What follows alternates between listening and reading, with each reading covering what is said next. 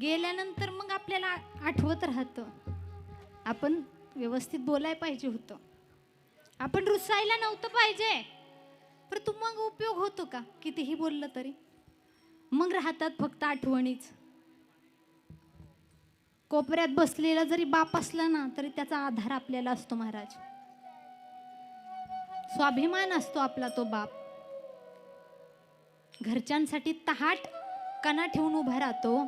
आतमधून कितीही तुटलेला असतो तो बाप, तहाट उभा राहतो माणसांमध्ये. बाप स्वाभिमानी बाना, बाप कणखर कणा, त्याच्या काळजात सुद्धा लाजाळूची संवेदना.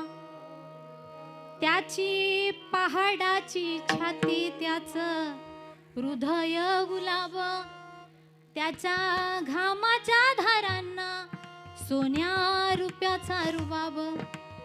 श्रीमंत नसू द्यात बाप, शेतात राबणारा घाम गाळणारा बाप असू द्या, परंतु त्याच्या घामाच्या धारांना सोन्या रुपयाचा, सोनं रूप घालून पण जेवढा माणूस दिसत नाही ना भारी, तेवढा त्या घामाच्या धारांमध्ये नटलेला बाप दिसतो. कणखर राहतो तो.